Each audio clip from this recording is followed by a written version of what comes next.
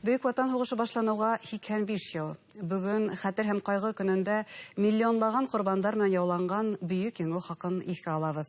Һаумыгыз, эфирда интервью, студияла Гөлсимә Иштанова. Программабызның кунагы Өфе фән һәм технологиялар университеты доценты, тарих фәннәре кандидаты Нурислам Калмантаев. Һаумыгыз. Нурислам Мирхәдәрович, шулай итеп, буннан 25 ел элек Советтар Союзына безнең илебезгә мәкерле һәм көчле дошман һөҗүм иткән. Ул бөтен Европаны еңеп килә. Ул уйлай бит инде Гитлер уйлай Россияны еңү беренче алдына гына булаты. Барбаросса планы. Ул тегеләр, алар әйтмеште инде молниеносный война диләрендә. Тиз генә еңәбез. Францияны бер айда еңдек, Голландияларны бер-ике көндә еңдек, Польшаны бер ай тоже почти бер ай гына инде. Ягъни цивилизацияны нык үсешкән илдәрдә беренче көн үзендә кулга алган. Англия, аларда бомбетеп, аларда нитләр бит инде. Ладно, Англия теге утрала торып калды. Утрауны аларларны. Шу Англиян башка бөтен Европа үзе Гитлерге эшләй. Чехословакия яхшы танклар бирә. Франция яхшы машиналар. Менә бөтен машина почти Франция, Чехословакия машиналары. Бөтен Европа шу Гитлерге эшләнгән бит инде. Техника яхшы, еңел техника. Самолетлар яхшы, танклар яхшы диләр. Хәзер еңәбетләр. Еңелмәнләр. Нимәгә, нинди каршылык һәм уларда Советтар Союзында каршы ала? Яңа халык барлыкка килә. Менә шулай әйтеп кирәк. 22-нче ел Советский Союз СССР дигән дәүләт барлыкка килә. Ул күп милләтле милләт, дәүләт минәтерне миндә сынапта шул хәтлегем ошо илдә халыкты тәрбияләү булган. Илгә һөйлек менә сынапта менә Зоя Космодемьянскийлар, Александр Матросовтар, һәм башкалар бөтәле яшьтәр, алар үз илләрен яраталар. Алар был илде безнең ил диләр. Алар үзе ул илдән шул хәтлегем күп файда күргәннәр. Укып сыккандар, үзе киемдәр яхшы, машиналар килеп сыкты, мотоцикллар килеп сыкты, велосипедтар. Хинда мин үзе халыктың тормышы үзгәреп бара, күренеп үзгәреп бара. Менә ошо яшьтәр безнең ил дип, ошо үзенең илен хакларга баралар. Һәм ошо яшьтәр арасында һәрәңгә сәйгәндә булган. Минем әсәдә булган. Ул 21-нче елга туганмы, 41-нче ел һугыш, 42-нче ел һугышка китә. Менә әйтергә кирәк бит инде, нисә яшь кенә шул Матросовтар яшендә китә бит инде. Ленинградта башланып киттек ди. Менә шуны әйтә торган әсе. Менә Ленинградта авылларды күрдек ди. Шунда барганда бер авылда бөтен түгел иде. Мөрьяларны утыран иде. Теге мөрьянмы җанма әйтенде. Киргизстан исәнгәс, иләр яңгай иде. Шулда менә сынапта менә үл күргәнен һөйләй торган инде. Нисек булганын. Без әйтендә китаптан укып берне мәвләдә әсәрләр атәләр һөйләһә, авылдашлар һөйләһә, икенче авылдашлар бөтәле улагайлар һугышта катнашкан кешеләр иде. Авыл кешеләре ул теге һугыштан торып калмый ул. Алар китәләр 100% менә безнең егетләр Айдар апайдар һугышка киткән театрны. Атайыгыз? Атайым укытучы булган. Шул танк инструктор булып нитә Екатеринбург, әле улакта Свердловск. Әзрәк кенә һугышалы, шуннан нисәптер кайтарлар. Мен аңламам, нисәп атайымда һугыштан кайтардылар икән дип. Ул менә әле белә башладым, укытучыларда кайтара башлыйлар. Атайыгыз укытучы, шуның соң кире кайтарганда.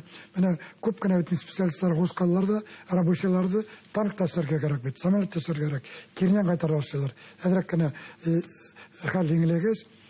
Монда әйтергә кирәк, сынапта был һугышта бит инде укытучының әһәмияте бик зур. Укытучы бит тәрбияләй, ошо Матросовтарды, Зоя Космодемьянскийларны, Шаймаратовтарды, алар бит укыталар. Алар билим бирәләр. Аларның билим булмаса, шул Шаймаратовтар алар бит команда битәрмәй. Артиллерияны атып, химит карап күреп атмый, химитләргә атып барып тигезгә тисен, исәп булырга тиеш.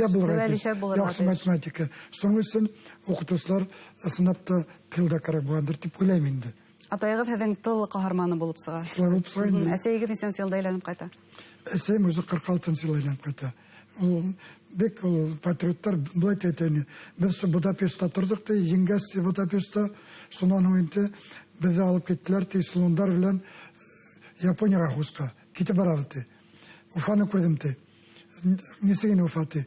Тау башында ол түнне өтіп кеткендер нелерінде бек йорттар болды мекенте йорттар көрдік, уттар көрдік де.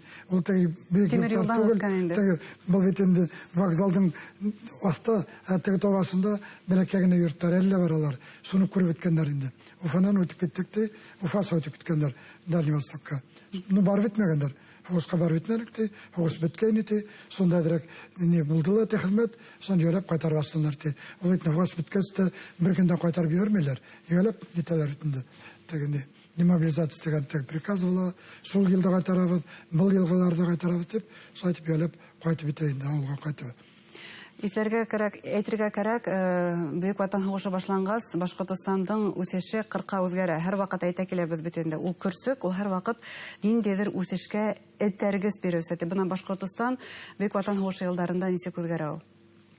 Менә шуны әйтергәм, экономик яктан бик ыңгайга үзгәрә.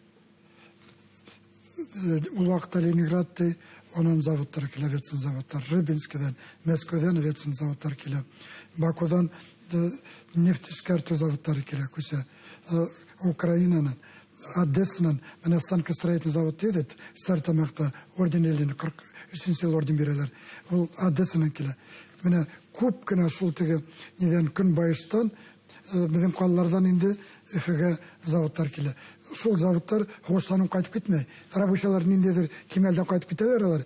Әмма заводтар торып кала, станоктар торып кала. Менә шуны менә әйтәгәле. Авиацион институт 42-нче ел, нефтяной институт 43. Алар тоже күсеп киләләр бит. Күсеп килгән вузлар, алар бездә торып калалар. Үсеш өчен шул тиклем зур мөмкинлек була. Менә медицинский институт, Московский медицинский институт. Менә безнең бәләкәй генә медицинский институт була. Зур академиклар бездә ошо медицинада эшләйләр, укыталар, студентлар сыгаралар, һәм шуларның күбен бездә торып калалар. Шуңа бездә мин әйтермен медицина институтында бик көчле тирнем. Сыныпта үсеш бара икән хош вакытында. Ул теге без әйтермен хош булган инде заводтар ниләр ябылган дип, ябылы түгел, әмма күбрәк эшләрләрендә. Ул хуҗалыгында. Ул хуҗага авыррак инде. Нисен дигәндә техниканы вис алып китәләр. Тракторлар, машиналар алар хошта кирәк. Тракториста кирәк. Танкистлар безнең авыл егетләре. Алар тракторда йөрткән, егетләр, алар механик булып китәләр бит инде. Машинаны йөрткән кешеләр, алар кай нидер, менә мин Рамадан агайда беләйнем. Ул водитель булган безнең шофер колхозда шу машина белән киткән хошка. Шуннан машинаны теге кайтмайды, кайткас монда яң машиналар. Безнең колхозлар техниканы бирәләр бит инде. Шуннан предколхозлар китте, егетләр, агайдар киттеләр бит инде. Аларны хатын-кызлар алмаштырды. Шул тракторчыларда хатын-кызлар утыра. Марзия Апайварны, ул трактор йөрткән хугыс вакытында. Менә безнең сынапта халкыбыз инде хатын-кызлар шул хәтлеге мискәшәптәр, менә бригадирда, предколхозда, тракториста булып эшләдәр хугыс вакытында. Бүтән не юк шул, алар булмай кем алып бара. Егетләр менә авылдан инде күбен хугыс калып китәләр. Кайтабасылар алар 43-44 ранен булганнар, инвалидтар, аягы юкмы, кулы юкмы, алар кайтып инде яйлап кына алыштыра башлар. Әмма ләкин тәүдә инде 41-42 хатын-кыз баласыганың кулына күсә. Ашы колхозчы. Аларның кулына күскәс зур производительность, зур урожай алу юл. Һәм 42-нче елгы корылыкты ла исәпкә алганда, шулай бит. Корылык, ару гына гынауҙарға дусар булган Башкортстан. Удобрение юк, техника юк. Шуның өчен инде сыныпта авыл хуҗалыгы нык алга китте дип әйтеп булмай, әмма ләкин күп эшләрләрендә. Һәм әлбиттә үзебезнең хәрби берәмектәр, ул да булһа 112-нче Башкорт кавалерия дивизияһы, уның данлы юлы, уларда бүген искә алмау мөмкин түгел. Сыныпта нигә 2 дивизия тип нитәр безнең обязательстволар безнең хуҗалар, 12 тип. 12-не сыныпта нигә тип 42-нче елның язына инде уже нетә әзер була, 112-те әзерләп бетермиләр. Шуннан 112-тан полктарды запасной полктар тиңнән ибәреп торалар инде. Шул 12-гә менә безнең медик профессор бар инде, ректор булган агай Ул шул юнистә хезмәттәргә тишканды, как медик.